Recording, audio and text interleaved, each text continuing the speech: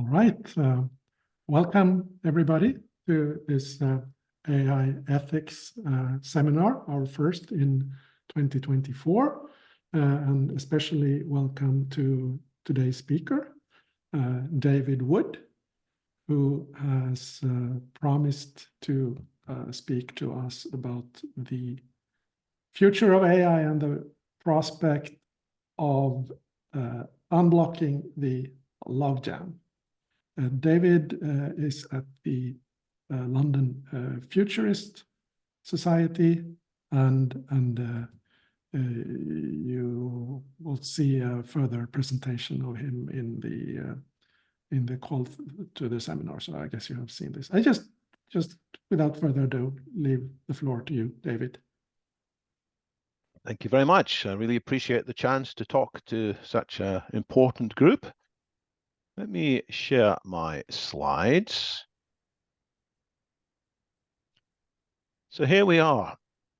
Humanity is contemplating something that we are on the point of creating, wondering, what are we doing?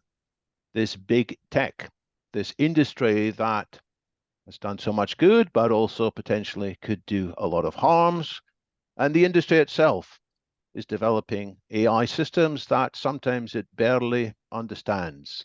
AI that surprises it, AI that may, before long, be out of control. So I want to look at the future of some scenarios for how this AI may develop. And more precisely, I'm going to look at scenarios for the future of talking about AI. How can we have a more productive conversation? Because it is my view that if we want to have a better future for AI, we're going to need to improve the kind of conversation that we have. And I'll talk about how this conversation has changed recently. In some ways, it has changed for the better. In some ways, it has changed for the worst. I've been talking about AI quite a while, not as long as, say, Ray Kurzweil or Ben Goertzel, or Swedes Anders Sandberg or Nick Bostrom, but I've been going, as you can see, talking publicly about AI since this was 2008, the year in which I took over running London Futurists, even though at that stage it was not called London Futurist, it was still called the United Kingdom Transhumanist Association, or UKH+. And in that long ago time, I talked about the possibilities for what might happen in the next 50 years with growing capabilities of AI. And I presented that talk as a friendly critique of some of the ideas in Ray Kurzweil's The Singularity is Near. And the 9 questions I covered there, don't worry, I'm not going to talk about them all now. I think they're still all relevant. And the one that I picked out in that talk long ago as being the most relevant, can we influence the outcome so that it's more likely to be good for humanity rather than disastrous, is still, I think, the #1 question. So that was 15 years ago. At that time, it was a very much minority interest, just a few weird people meeting in pubs or in university lecture rooms. Fast forward to last year, the conversation's very different. Here you can see some of the world's leading politicians, academics, and technology leaders gathered to focus on this question of the ethics and safety of AI. They didn't use the word singularity much, but they were talking about frontier models, models more powerful than anything that exists to date. So that's the good side of this story. But at the same time, I'm dismayed because a lot of the public discussion that I see on social media and elsewhere goes down unproductive rabbit holes. People put their head in the sand, it seems to me, ostrich-like denials of what's ahead, unproductive standoffs. So the metaphor I sometimes have in mind is more like a log jam. So what I'm going to be covering in this talk is, well, how can we get rid of these logs? How can we move to a more productive conversation? This is the picture I would prefer to have in mind. A picture, yeah, like many others in my talk, created by AI. It shows in the distance a wonderful future. transcending upwards, an existential possibility. But in the foreground, before we get to that much better future, there are unknown and dimly understood risks. Could be a swamp, could be a fast-moving current, it could be alligators, there could be piranhas. That's the basic lie of the land. And although that's the way I think the conversation should flow, I see three pushbacks. First of all, there are people who say none of this deserves attention because AI is overhyped. Already we can see that the large language models are getting stupider rather than becoming cleverer. And by the way, there's some philosophical reason, some fancy intellectual philosophical reason why AIs can never truly understand. So let's not bother ourselves about any of these great supposed opportunities or risks. That's the first time I want to cover my head in my hand. Secondly, there are people who want to emphasize again and again the opportunities. Look how wonderful their future could be. Let's just hurry up and get there as quickly as possible. Let's accelerate, accelerate, accelerate. And risk, well, we humans are good at solving risks. We'll just fly over that swamp, won't we? There may be a few people falling off, but hey, that's just progress. And the third dissatisfaction that I encounter is when I do want to talk more seriously about the risks, people dismiss them as science fiction, as impractical. Paperclip maximizer, ha ha ha. Hollywood Terminator, ha ha ha. None of that's in the real world. So that's what I'm going to try and dispense with in my presentation and in the work that I do. Let's change that to a slightly different picture. We call this navigating the landmines. Here we are in the mid-2020s with a better level of human flourishing on the whole than most of history. And we're looking ahead to what could be that transcendent peaks in the distance, maybe 20 years or so, 15 years or more in the future, what I call the sustainable superabundance for all, taking advantage of the emerging technologies, nanotech, infotech, biotech, cognotech, and emerging artificial general intelligence. Yes, that is a possibility, but there are, I'll change the metaphor here, not a swamp, but landmines along the way. And if we're not careful, some of these landmines will explode, metaphorically and or literally. And it could be that instead of flourishing, improving, we will end up pretty soon in a much worse state, a humanitarian disaster, an environmental tragedy. So the conversation I want to have, as I said, is focused on the difference between these two future scenarios. And part of it is understanding realistically, in a non-science fiction way, what these landmines are. Part of it is seeing and adopting safe routes through. Part of it is being sensitive to early warning signs. We might call them canary signals to something being dangerous, things that might cause us to change our tack. There might be a few canaries dying. Let's be sure that the humans don't die as well.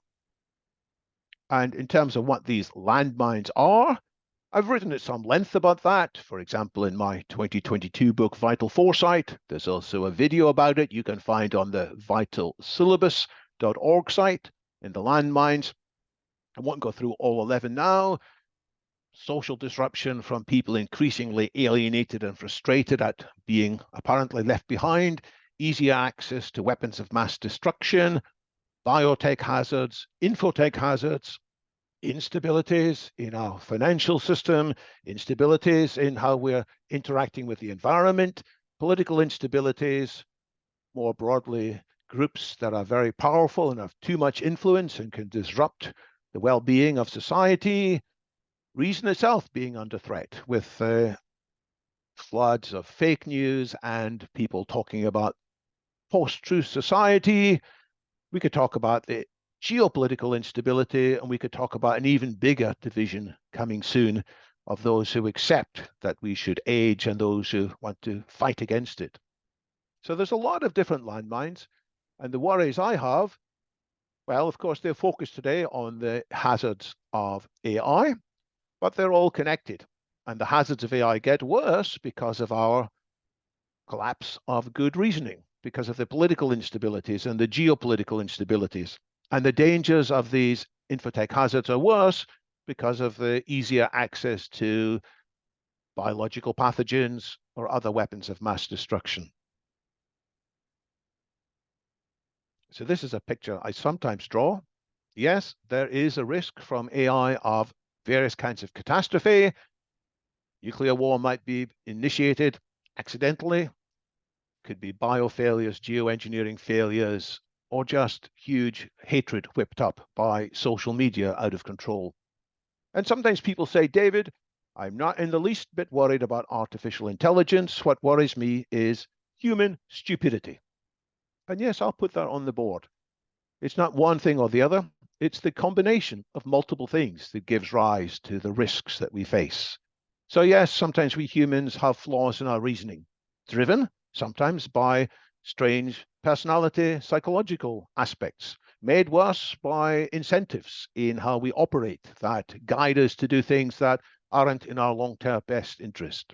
So we have the human state able to hold on to more powerful technology, existentially powerful AI, and out of anger, out of hostility, out of miscalculation, we can cause damage on what is increasingly a fragile infrastructure, financial infrastructure, financial IT infrastructure, financial health infrastructure, leading to a cascading catastrophe.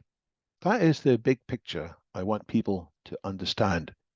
And I want people to concentrate on one aspect of that above all others, which is the risk of powerful AI. Why that one?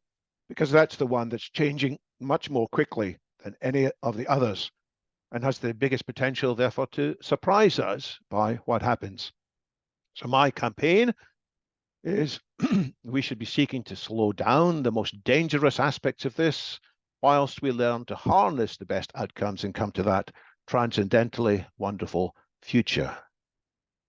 And it's true that with AI, we could augment and improve our human reasoning. We might adjust some of our bad psychological tendencies. We might have better designs for how society rewards things. We could indeed improve our infrastructure. All of these are part of the solution, but they're going to fail unless we focus on this singularity activism to intervene in how AI is being developed. So that is the story I want to tell. But many people don't want to listen. Many people, as I say, get lost in these three, I may call them delusions. Why is that? Of course, there are intellectual reasons, but there are also the reasons articulated long ago by the American writer and wannabe politician Upton Sinclair, who reflected in 1935 after failing in his bid to become the governor of California during the Great Depression. It is difficult to get a man to understand something when his salary depends on his not understanding it. In other words, we may be a rational species, but even more than a rational species, we are a rationalizing species as much as a rational one. We have things that pervert our ability to think clearly, not only our desire, understandable desire to earn a salary, but our broader ideologies to which we feel we commit, our worldviews, our sense of identity, and yes, our position in our perceived tribe, where we want to virtue signal so that we retain our status in there. So that is that risk. And that is why we have this logjam. Now, to be more practical, let's fill in some more details of this logjam. There are various primary beliefs that people have, which I have a lot of sympathy for. One is that a world government has a tendency to be awful. And if we put a world government in place to govern AI, that could in some ways be worse than the world we have today with a move towards dictatorship. Open source must be preserved as much as possible. I fully support that too. I went through a lot of open source projects in my previous professional career as a software executive. And there's another primary belief which underlies a lot of what people say regarding the future of AI. They, and I'll count myself too, don't want to die of aging anytime soon.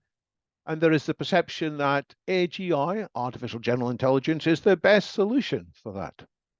So with these primary beliefs, if you add in a number of assumptions, such as AI regulations would imply a world government, because how would you control things if you didn't have a world government? AI regulations would imply shutting down open source, because how otherwise could you keep AI safe? And related AGI is the best solution, and we can think of, not just to the individual existential problem of aging and death, but to larger X risks. So if you follow that kind of reasoning, there's a sort of conclusion, well, there must be no real risk of AI catastrophe, because if there is a real risk of AI catastrophe, we need to do one of these things, and these things are terrible, so that cannot be contemplated.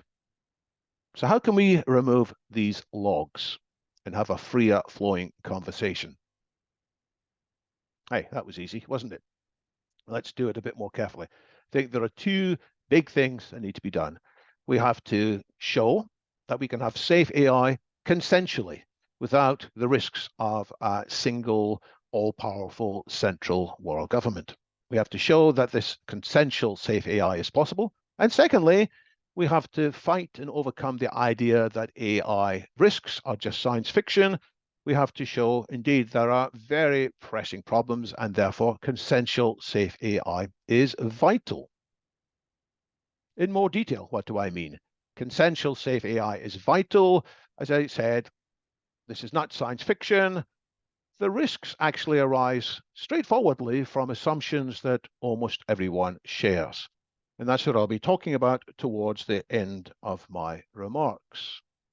But first, I want to look at how can we have consensual safe AI? That has two aspects to it as well. We need to show that there are technical possibilities for AI being safe, and that they could be implemented in ways that are politically acceptable, geopolitically acceptable, ways that fully respect human values. So let me start with the political analysis. And here I'm borrowing from an idea by Darren Acemoglu and James Robinson. They have written two very interesting books, Why Nation Fails, and more recently, The Narrow Corridor. They're both rather long books. They're quite discursive, but the essence can be summarized, I think, that there are two competing ways in which states fail, either by being too weak or by being too strong without countervailing social forces. The reason why you need a strong state in today's world is that all by itself, there are threats that we, the rest of us, face from powerful groups, whether it's the military-industrial complex that Eisenhower warned about long ago, or the arms trade in general. They're quite happy in some ways to sell lots of arms to dangerous groups. So we have to compete that.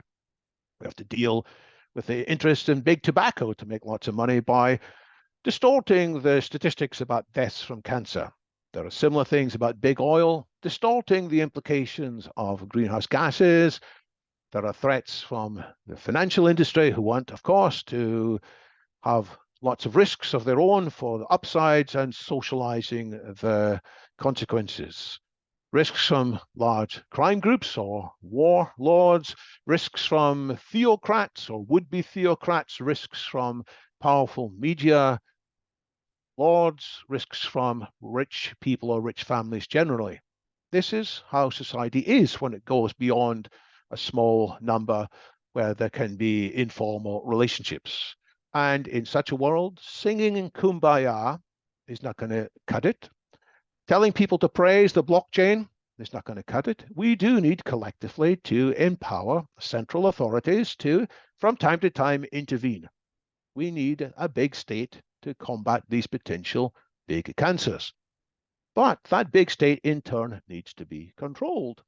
And this is what happens in successful liberal democracies. There is a control of the state by an independent media, independent judiciary, independent academia, independent, credible opposition parties, free and fair elections, politicians being held to account by ethics tribunals, and so forth. That is how we regulate lots of other things. That is how we regulate tobacco. That is how we regulate motor cars. That's how we regulate the spread of semi-automatic guns. That is how we will regulate lots of AI things too. And I would claim, in fact, that this principle of the separation of powers with checks and balances is one of the most important inventions of humanity in the last few hundred years. Okay, you may say, David, that's very well for a single country. What about the whole world? Aren't we going to need to do a big state for the whole world? And my argument is that we don't need a world government. We just need world cooperation. And it has happened in the past. There was a time when I was a student when the world was very fearful of a potential out-of-control arms race, with more and more weapons being stockpiled in Europe, both by the Americans with cruise missiles and the Soviets with their SS-20s. And that came to a happy end because of two individuals who here are shown smiling, though in earlier stages of their lives, they were sworn ideological enemies. If you read the speeches that Ronald Reagan made in 1961, long before he even became governor of California, before he became president, he was spitting blood about the dangers of Marxist-Leninism. And Mikhail Gorbachev had inherited, what was it, 64 years of hostility to Western imperialism when he came to power. But they managed to change their trajectory. And there are several reasons why, but a big reason was due to an understanding spread by a futurist, I can call him, a scientist, Carl Sagan, who drew everybody's attention to a previously unexpected catastrophic risk, that of nuclear winter. That if there was an exchange of nuclear weapons, as both of the military groups had foreseen in their scenario planning, it wouldn't just kill people by heat, it wouldn't just kill people by radioactivity. There was the potential to whip up such a storm of dust into the atmosphere that orders of magnitude more people would be killed in nuclear winter. And this was conveyed credibly, vividly, openly, and it made the advisors of both these powerful politicians pause in their track and set things in a different direction. And what was the outcome? The outcome was that the Reagan Star Wars initiative, SDI, was dismantled. There was a reduction in the total number of intercontinental missiles. There was the removal in stages of the European medium-range missiles, all made possible by a phrase, a former Russian proverb, trust but verify. So that's the vision. But you may well say to me, how on earth can we verify in the same way what people are doing with their AI solutions? Which is where we come to a little bit on the possibility of verifiably safe AI. And people point out with some justification that much of AI today is an inscrutable black box. How on earth can we verify what it is thinking about and whether its methods are correct? And my answer to that is we don't need to verify its internal processes. We just need to verify the recommendations that it makes. And if that sounds double Dutch, if that sounds strange, bear in mind you can often easily verify that a puzzle's solution is sound, even though you couldn't find that solution yourself, whether it's a chess puzzle or a mathematics puzzle. You can tear your hair out trying to solve it, but when somebody shows you a possible solution, you can quickly verify that it works. So that is the first idea in building verifiably safe AI, that the powerful AI would not have direct access to any critical parts of our infrastructure, the nuclear weapons or the biomanufacturing facilities or geoengineering capabilities. It would first have to demonstrate via rigorous proof that its proposals were safe. Well, you may say, a powerful AI is not going to consent to being confined. A powerful AI is going to do what most powerful humans want to do, break out of prisons, worshipping, enjoying freedom. But there's thoughts on that too. An AI that is a passive tool without having volition or agency or sentience may well be comfortable with not having any such desires. And that leads to a growing field of study on the possible emergence of volition, agency, and sentience. Will that come automatically?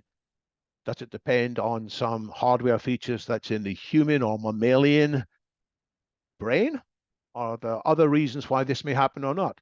And I predict 2024 is going to see a surge of interest in this topic. And yes, philosophers are going to be called to explain their theories of volition, agency, sentience, and free will as never before. But there is a possibility here. And the third question as to how AI could be verifiably safe is that maybe some good guys will follow these two recommendations, but what about others who are in more of a hurry? They might develop AI by themselves without following these processes. And that is a threat. That's why we will need to have some surveillance. But there's also the possibility to ensure that all the GPUs, all the hardware involved, has some built-in tamper-proof remote shutdown capabilities. We don't quite know how to do this yet, but there is a research project by Max Tegmark and Steve Omohundra, amongst others, looking at that possibility too. So this is not a complete solution, but it is 3 research programs which deserve much more attention.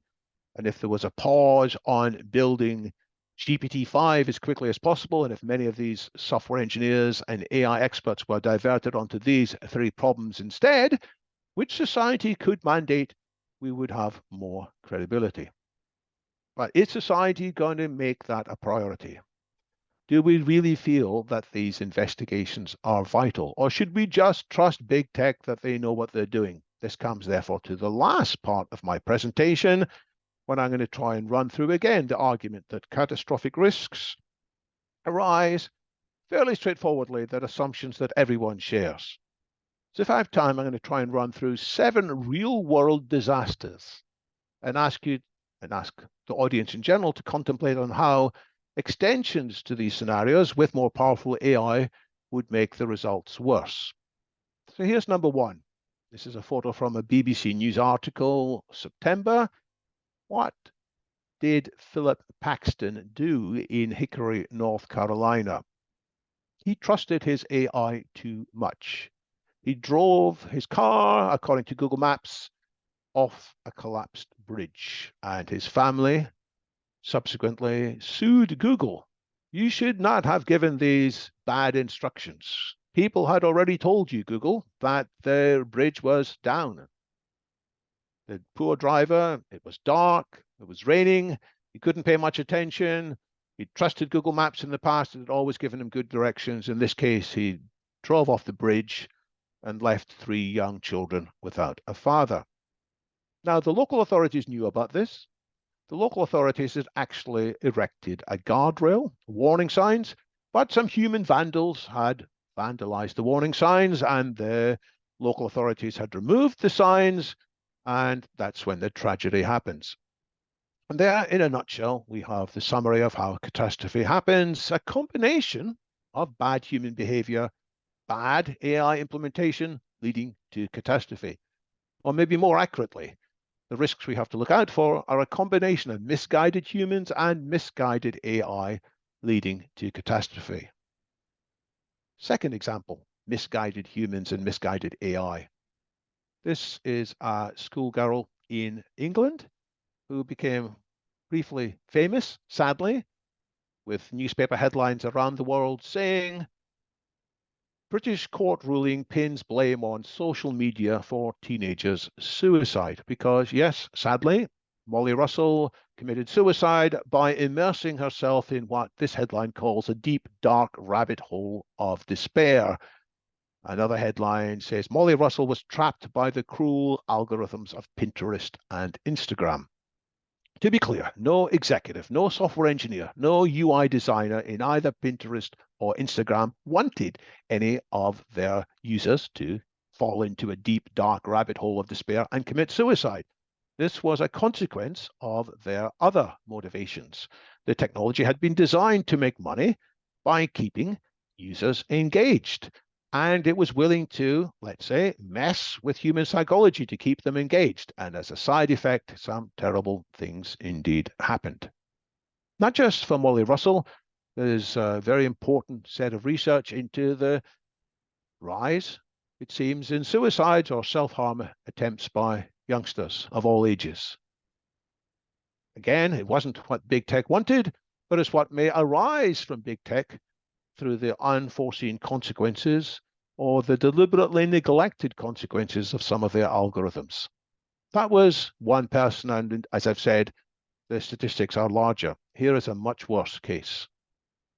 These are Rohingya refugees in a refugee camp in Bangladesh, having escaped from turmoil in Burma.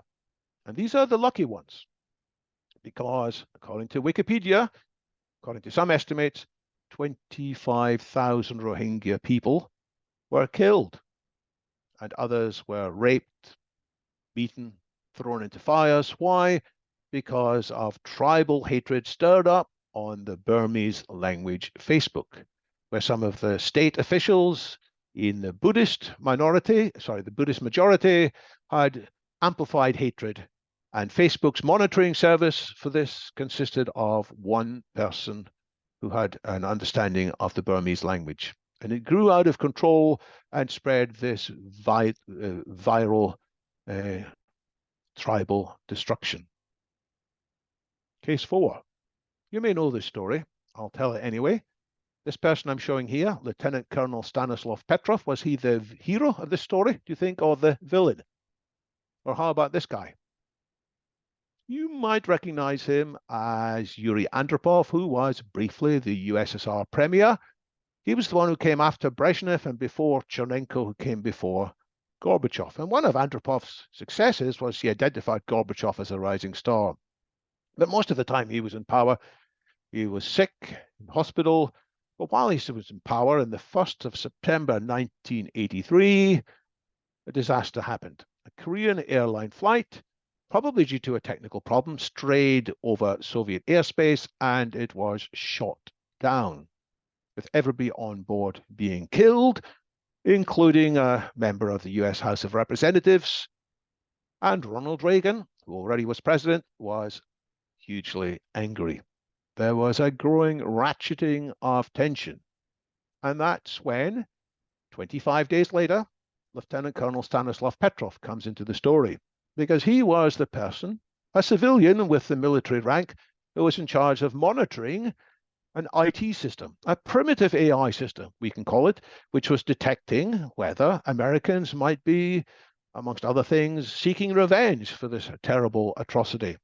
And his alerts went off.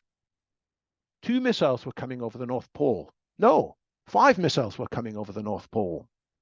And his protocol dictated that he should urgently inform his superiors. And he declined. He had had some bad experiences with IT in the past.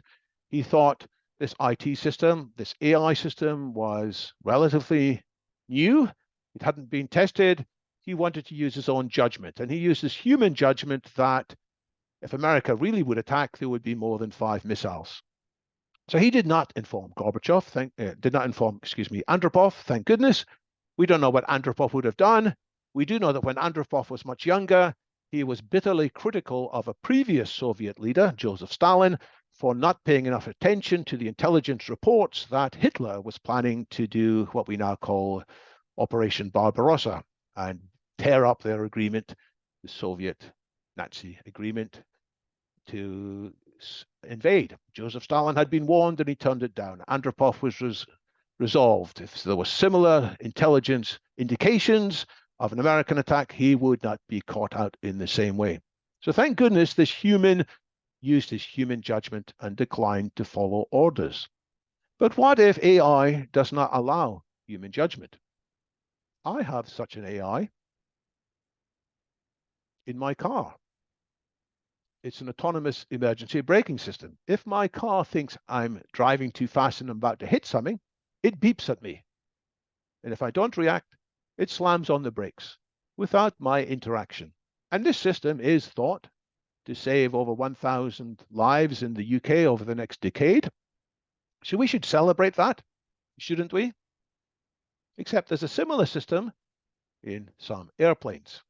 Not a brakes, but as you'll hear, something that takes over control from the human pilots in some circumstances. What I'm showing here is a couple of airplane journeys. This was in Indonesia. This was from Ethiopia to Nairobi. And in these 2 dates, there were 189 people who all died when that airplane on the left got lost at sea. And a few months later, this airplane on the right crashed at enormous speed into the ground. Although in this case, they could quickly gather the flight recorder and find out what happened. And what's common about these two planes is they were both using Boeing 737 MAX aircraft. Boeing had a huge, wonderful reputation for safety for most of its life, but this was a bit of a hurried job. They had taken an existing design and pushed it to the max because they had a commercial crisis on their hands. They were losing customers to Airbus. They were in a hurry to produce a larger airplane with a larger tank, which would need less refueling and would be more efficient and could take a few more passengers. And the engineer said, because you've changed the design, our tests show it could become unstable in some circumstances. It could go into an unexpected stall. So they said, we'll help out the poor pilots here. We'll introduce this AI, MCAS they call it, Maneuvering Characteristics Augmentation System, which would, if it was detected that the plane was stalling, push the airplane nose down.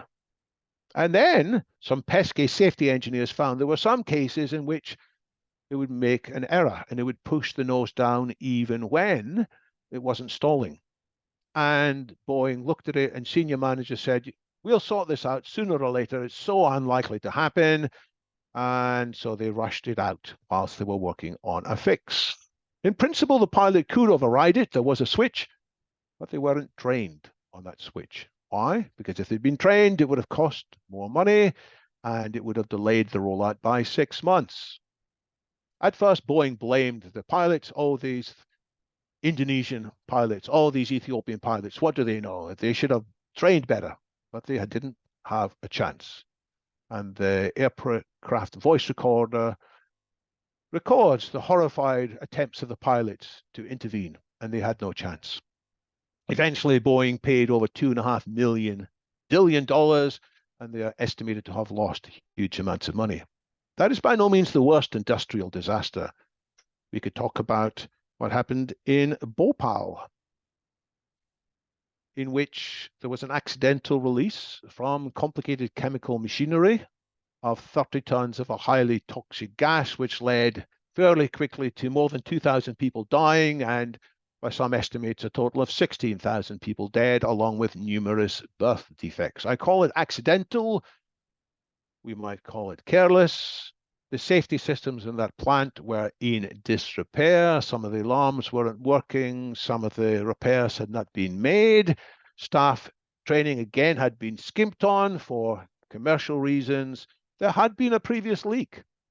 There had been a literal canary signal. A human had died from a poison gas. There had been an internal study which raised lots of warning signs. Management gave it a rubber stamp. They said, hey, we've dealt with this. But when the problems reoccurred, they weren't paying attention because they weren't interested in that plant, really. They were trying to close it down. There was no longer the demand for the fertilizer that it made. And by the way, the management also tried to blame some malcontented employees who sabotaged it, they said. Not that they claimed the employees wanted to kill 16,000 people, but they said, well, we are not to blame, really. I don't know what you think about that defense. My view is if there was so much wrong with the plant, there was an accident waiting to happen. And talking about malcontented employees, we should talk, last example, we should talk about malcontented states, like the North Koreans, who are responsible for what might be the world's worst ransomware disaster, the WannaCry malware that swept around the world in May 2017, shut down lots of NHS IT systems, led to many, many, many hospital appointments being cancelled, almost certainly people dying as a result. Because, yeah, it's documented. It's a fascinating podcast, which I do recommend all of you take the time to listen to, about what motivates the North Koreans, their very huge skills that they seek in their mathematical geniuses that they recruit into their Lazarus team.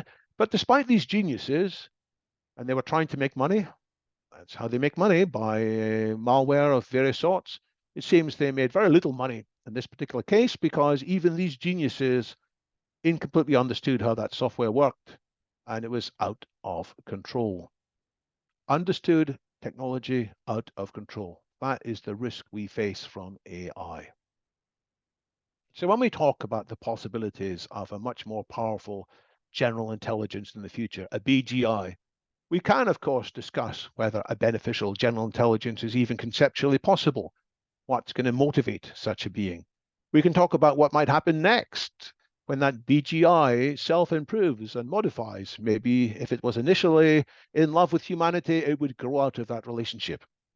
These are important discussions, but a much, much more pressing conversation is what we're coming with next, the AIs that are arriving before we get to that state of possible super benevolence. AIs that are built by the kinds of imperfect people I've been talking about in imperfect companies in an imperfect society with sometimes perverse incentives out of imperfect components. Like the North Koreans, they weren't fully aware of all the things that their malware components would do, where one mistake could be catastrophic, not just for an individual, not just for hundreds or thousands, but potentially billions of people if this AI is too tightly connected to our vital infrastructure.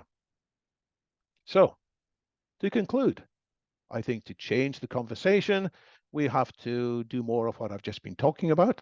There are plenty of other examples we could look at about how today's situation, modified simply by more powerful technology, could be catastrophic.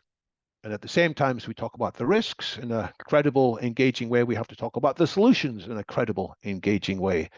And if we do it right, we will avoid this scenario, whether it's nuclear war, biopathogen disaster, if we address this existentially powerful AI, slowing down its most dangerous aspects so we can harness its best outcomes.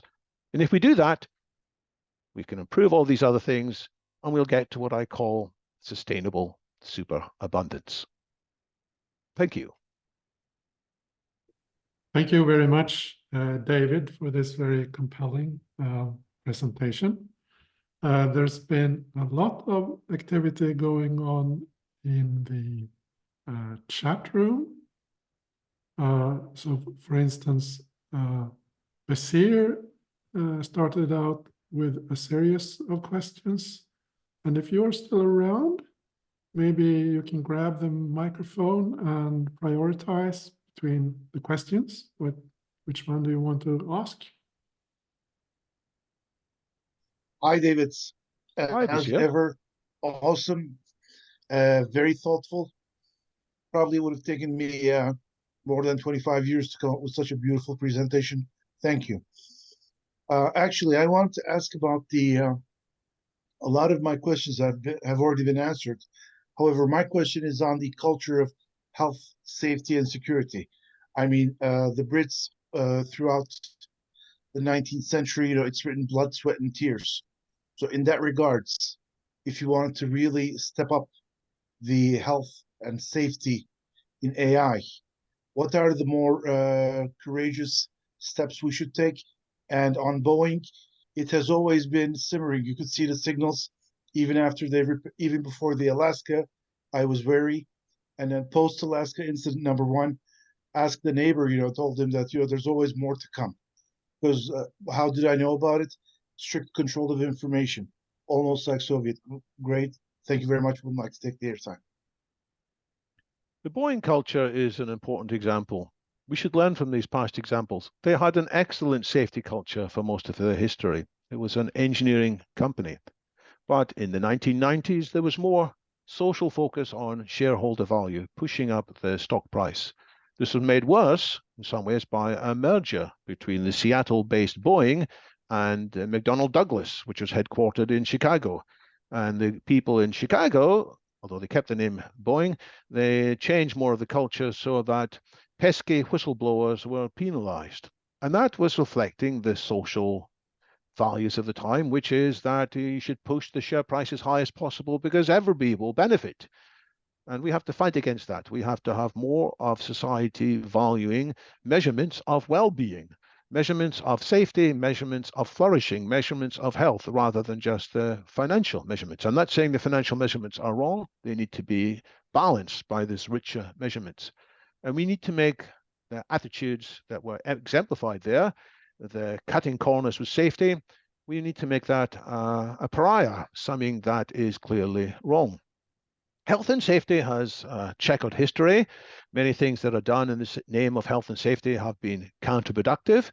We have to ensure that our regulations are carefully targeted, that they're agile, that they're kept up to date, that they are not locked in an inflexible way. But we have had good progress. Cars have improved a great deal with their health and safety. It used to be that the car manufacturers would say, purchasers don't value safety, they value speed. There's no money to be made in making our cars safer. But due to a campaign by people like a young Ralph Nader and others, it was then social pressure, political pressure, which mandated putting in safety belts. And people complained at the time, I should have the right to be knocked out of my car if I'm hit. I don't want to be strapped in. And there was this complaint about freedom. But by and large, everybody accepts now society as a whole has more freedoms if we are safer with things like safety belts, crumple on collision steering wheels, airbags, and so on. So we should learn. And it's not a simple subject. It's a very rich subject. I don't want to simply say everything done in the name of health and safety is correct. Far from it. We need a higher caliber of health and safety than in the past. Thank you very much. Thank you. Next in the chat, Nicholas has some concerns. Do you want to spell them out? Hello. I'm not sure if my video is working. Nice to see you again, David, after the conference in Utrecht. My concern is that the dangers of that we're seeing of AI, AGI are similar or more in terms of existential threat to the dangers of nuclear arms. I think most people agree on this. With nuclear arms, it's been relatively easy to contain the threat within a more international moratorium. With AI, this would seem to me far more difficult to contain. It's all out there. It's open source. It's for everyone to grab. And current AI fits on a laptop. Even a 70 billion parameter, I think, fits on a laptop. Who's to say whether AGI will also fit on a laptop? And so I think we will see it proliferating everywhere, also to a number of very bad actors in the world. I think most people here would agree that they're very bad actors who actually actively seek, in the case of the Yemeni Houthis, they seek an apocalyptic end war worldwide. So they would have no qualms at all and would definitely not cooperate in any moratorium or such thing. So yeah, what are your thoughts on this? How to deal with the threat of bad actors? Thank you. Great questions. So first, about analogies, we should learn from the past, but let's be clear that all analogies have their limitations, and in some ways the AI that's been created currently, artificial general intelligence, defies all analogies because it is different from anything that's happened before. That's one meaning of the term singularity. It's unprecedented, completely unprecedented. So there are limitations to these analogies, though we should do our best to learn as we can. You're right to say that it'll be harder to monitor what people are doing with the AIs than it is with nuclear weapons. Nuclear weapons, at least of a certain size, are easier to track. There has been this non-proliferation treaty, which has controlled how nuclear-grade materials is spread around the world. So what can we learn? There are a number of ideas. It's not to stop all AIs, not at all, not even to stop people having access to today's AIs, which can indeed run on laptops. The two things that people most want to do are stop or slow down the creation of next generation models, which are more powerful than today. You can't do that on a laptop. You will need very sophisticated hardware to do that. And so the idea is that all access to hardware of that scale should, for the time being, require special licenses, special vetting. Just as if you want to build a nuclear reactor, you need special approval to do it. You aren't allowed to do any experiment you like with a nuclear reactor in your back garden or somebody else's back garden. So one is control over the creation of next generation models. And the second control is over using AIs to access critical infrastructure. So it's already been agreed there is a widespread sign up for the principle that AI should not be the ones to decide to start a nuclear weapons exchange. So AI should not be permitted to have that kind of access, nor indeed should crazy humans be allowed to have that kind of access. There has to be a tightening of control on the most dangerous, vulnerable parts of our collective infrastructure, including access to these labs where new pathogens are created. So we have to do that. And we do have to monitor each other. And there has always been some people complaining when they drive their cars, there are speed cameras watching them. They say, I don't want to be filmed. I don't want anybody knowing I'm secretly sneaking off to visit my lover in Stockport as opposed to being at work. But we gradually accept, these cameras are not used to spy on us. For that purposes, the cameras are there to stop us driving dangerously fast. So there has to be some trustable monitoring system put in place. And that's hard. I'm not saying it's easy, but if we have enough clever people working on it, we can get that balance. Finally, on really bad actors. I had another slide which I omitted for the sake of time. We should have come right at the end on another group that wanted to destroy the world, which was Om Shinrikyo, a strange cult in Japan, which was a mix of Shinto ideas and Christian apocalypticism and some Hindu views. The startling thing is they had a large number of very clever people signed up for them, people with PhDs, and they honestly believed that if they could precipitate enough people dying through their acts of violence, it would lead to the end of the world and their leader would be revealed as the Messiah. Tens of thousands of people were part of this group. And we may think that's crazy, but look at all the crazy things the QAnon cultists believe. So you can have a bright PhD and you can still believe a lot of very crazy stuff. Now, Om Shinrikyo tried to find lots of ways of causing absolute havoc. Most of them failed, thank goodness.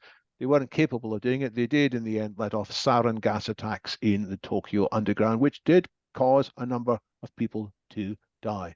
Now, if you have the similar group in 2028, say, with access to GPT-6, goodness knows what they'll be able to do. So we have to stop that happening.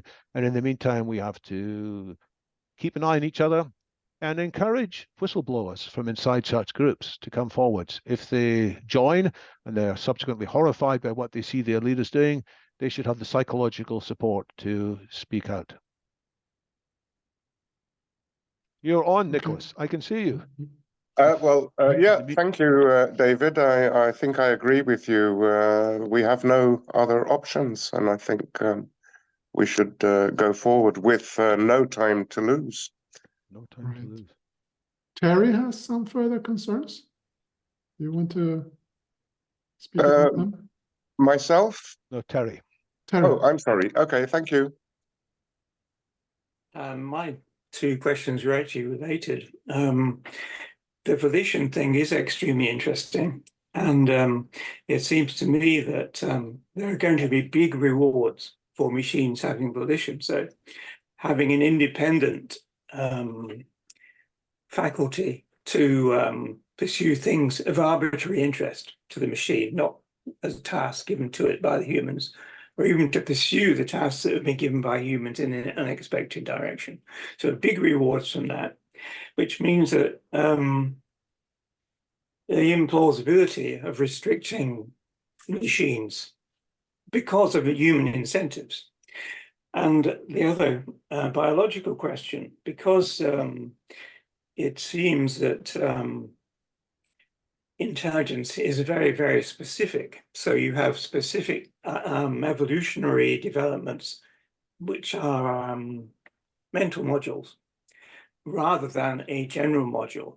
So if you adopted that model with machines, then it's going to be separately developing modules that will be able to be plugged in to something separate.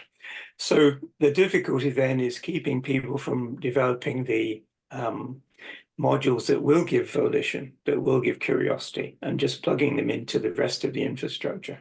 So an extremely easy thing to do, I would have thought. Thank you. So these are big questions. These need attention. The good news is, I think 2024 will see a surge of attention to the issues of volition and AI.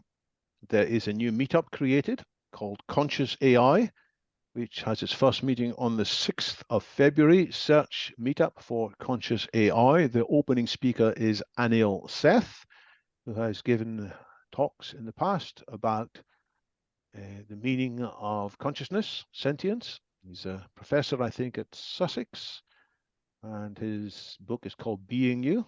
And I don't think we're going to get to the end of all the questions in that one meeting, but there will be a bunch of them. So that's Conscious AI.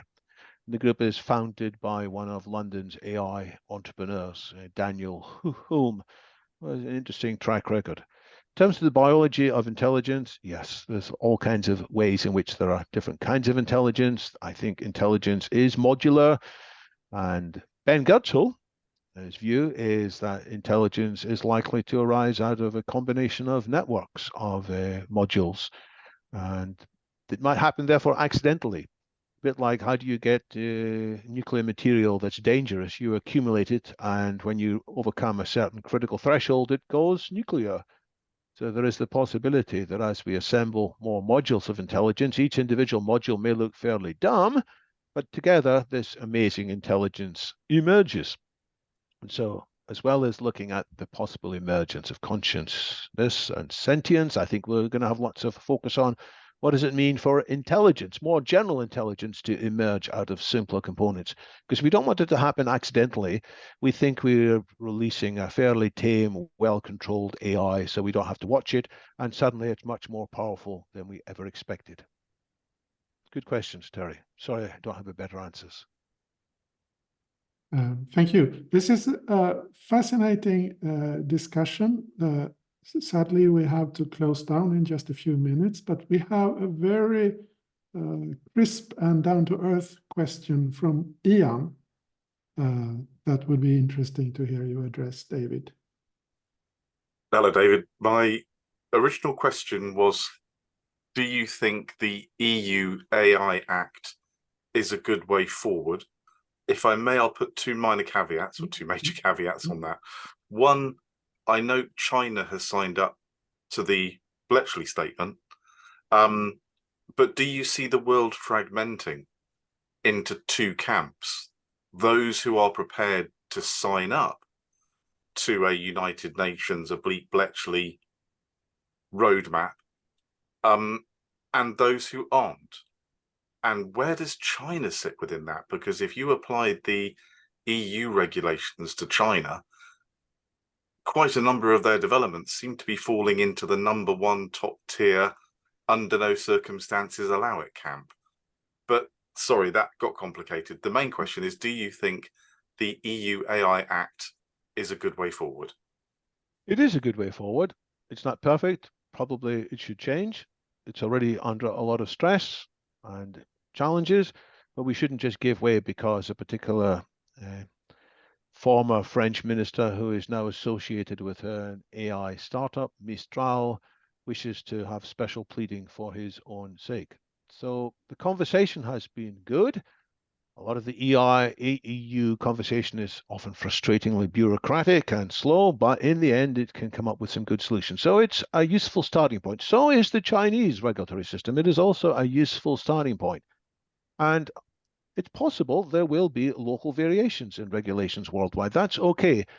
provided there is agreement on the most dangerous stuff. So people may have different speed limits. I mean, Wales, they've got the speed limit of 20 miles an hour now by default in built-up areas. Other parts of the country have 30 miles an hour.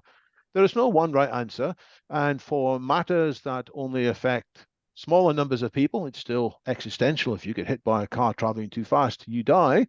But when for smaller scale, variation is possible. But for the larger scale, that's when we need the equivalent of Gorbachev and Reagan sitting down. And there is indication that although the Chinese and the West have big trade wars and other disagreements, they are able to cooperate on some of the most critical things, provided they see and agree on the risk diagnosis. Thank you for that, David. Are you happy, Ian? Yes, absolutely. I was trying not to go down a rabbit hole on that one. Okay. But I do like the idea within the EU regulations that a human needs to be notified when they're engaging with an AI. And I think that particularly with the rise of deepfake, we might even look to extend that a little further and say a human needs to understand when they're looking at an image or a video that has either been generated by or doctored by AI. And there maybe should be some form of certification on that as well. Yeah, and I have broken that rules in my presentation. I did not label all my AI generated pictures as AI but generated. You did tell us, so I think we'll let you off on that one. I did tell you some of the time, yeah. So with that, we must close the session. Thank you, David, for a wonderful presentation. Thank you, everyone else, for attending and for taking part in what I must call an unusually engaged and engaging discussion. So super thanks, everyone.